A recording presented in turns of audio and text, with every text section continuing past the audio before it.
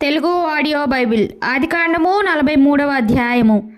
ఆ దేశమందు కరువు భారముగా ఉండెను గనుక వారు ఐగుప్తు నుండి తెచ్చిన ధాన్యము తినివేసిన తరువాత వారి తండ్రి, మీరు మరలా వెళ్ళి మన కొరకు కొంచెము ఆహారం కొనుడని వారితో అనగా, యూదా అతని చూచి, ఆ మనుష్యుడు మీ తమ్ముడు మీతో ఉంటేనే గాని మీరు నా ముఖము చూడకూడదని మాతో గట్టిగా చెప్పెను. కాబట్టి నీవు మా తమ్ముని మాతో కూడా పంపిన ఎడల మేము వెళ్ళి నీ కొరకు ఆహారం కొందుము, నీవు వాణ్ణి పంపనొల్లని ఎడల మేము వెళ్ళము. ఆ మనుష్యుడు మీ తమ్ముడు మీతో లేని ఎడల మీరు నా ముఖము చూడకూడదని మాతో చెప్పెనని. అందుకు ఇశ్రాయేలు, మీకు ఇంకొక సహోదరుడు కలడని మీరు ఆ మనుషునితో చెప్పి నాకు ఇంత శ్రమ కలుగజేయనేలా అనగా, వారు, ఆ మనుషుడు మీ తండ్రి ఇంకా సజీవుడై ఉన్నాడా, మీకు సహోదరుడు ఉన్నాడా అని మమ్మును గూర్చి మా బంధువులను గూర్చి ఖండితముగా అడిగినప్పుడు మేము ఆ ప్రశ్నలకు తగినట్టు అతనికి వాస్తవము తెలియచెప్పితిమి. మీ సహోదరుని తీసుకుని రండని అతడు మాతో చెప్పునని మాకెట్లు తెలియననిరి. యూదా తన తండ్రి అయిన ఇశ్రాయేలుని చూచి, ఆ చిన్నవాణ్ణి నాతో కూడా పంపుము, మేము లేచి వెళ్ళుదుము. అప్పుడు మేమే కాదు, నీవును మా పిల్లలను చావక బ్రతుకుదుము. నేను అతని గూర్చి పూటపడదును, నీవు అతని గూర్చి నన్ను అడగవలెను. నేను అతని తిరిగి నీ యొద్దకు తీసుకొని వచ్చి నీ ఎదుట నిలువబెట్టని ఎడల ఆ నింద నా మీద ఎల్లప్పుడూ ఉండును. మాకు తడువు కాకపోయిన ఎడల ఈ పాటికి రెండవ మారు తిరిగి వచ్చి ఉందుమని చెప్పగా, వారి తండ్రి అయిన ఇశ్రాయేలు వారితో, అట్లయినా మీరు ఇలాగు చేయుడి. ఈ దేశమందు ప్రసిద్ధములైనవి అనగా కొంచెము మస్తకి, కొంచెము తేనె, సుగంధ ద్రవ్యములు, బోలము, పిస్తాచకాయలు, బాదము కాయలు మీ గోనెలలో వేసుకొని ఆ మనుషునికి కానుకగా తీసుకొని పోవుడి. రెట్టింపు రూకలు మీరు తీసుకొనుడి. మీ గోనెల మూతిలో ఉంచబడి తిరిగి వచ్చిన రూకలు కూడా చేత పట్టుకొని పోయి మరలా ఇచ్చివేయుడి. ఒకవేళ అది పొరపాటయ్యుండును, మీ తమ్ముని తీసుకొని ఆ మనుషుని వద్దకు తిరిగి వెళ్ళుడి. ఆ మనుష్యుడు మీ ఇతర సహోదరుని బెన్యామీనును మీకు అప్పగించినట్లు సర్వశక్తుడైన దేవుడు ఆ మనుషుని ఎదుట మిమ్మును కరుణించునుగాక. నేను పుత్రహీనుడనై ఉండవలసిన ఎడల పుత్రహీనుడనగుదునని వారితో చెప్పెను.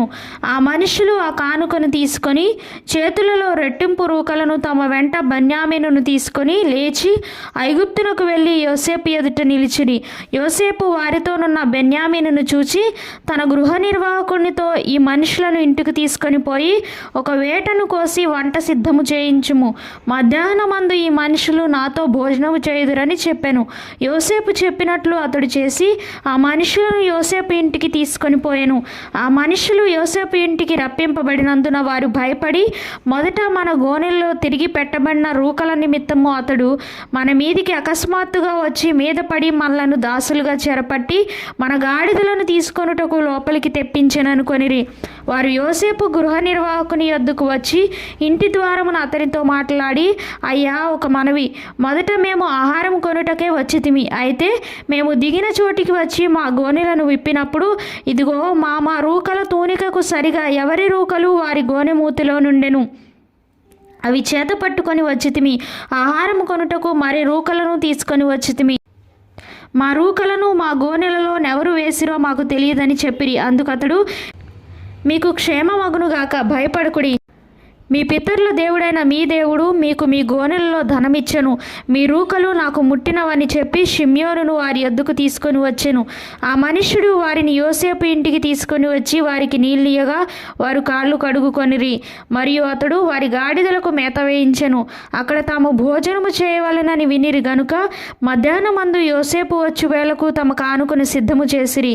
యోసేపు ఇంటికి వచ్చినప్పుడు వారు తమ చేతుల్లోనున్న కానుకను ఇంటిలోనికి తెచ్చి అతనికి ఇచ్చి అతనికి నేలను సాగిలపడిరి. అప్పుడు, మీరు చెప్పిన ముసలివాడైన మీ తండ్రి క్షేమముగా ఉన్నాడా, అతడు ఇంకా బ్రతికి ఉన్నాడా అని వారి క్షేమ సమాచారం అడిగినందుకు వారు, నీ దాసుడైన మా తండ్రి ఇంకా బ్రతికి ఉన్నాడు, క్షేమముగానున్నాడని చెప్పి వంగి సాగిలపడిరి.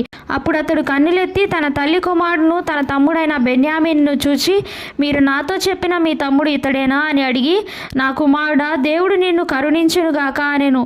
అప్పుడు తన తమ్ముని మీద యోసేపునకు ప్రేమ పొర్లుకొని వచ్చెను గనుక అతడు త్వరపడి ఏడ్చుటకు చోటు వెదకి లోపలి గదిలోనికి వెళ్ళి అక్కడ ఏడ్చెను.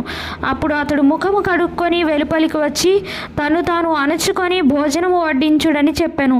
అతనికిని వారికిని అతనితో భోజనము చేయుచున్న ఐగుప్తీయులకును వేరువేరుగా వడ్డించిరి. ఐగుప్తీయులు హెబ్రీలతో కలిసి భోజనము చేయరు, అది ఐగుప్తీయులకు హేయము.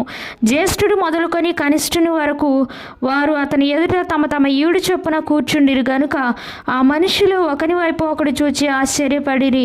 మరియు అతడు తన ఎదుట నుండి వారికి వంతులెత్తి పంపెను. బెన్యామీను వంతు వారందరి వంతుల కంటే 5 అంతలు గొప్పది. వారు విందు ఆరగించి అతనితో కలిసి సంతుష్టిగా త్రాగిరి.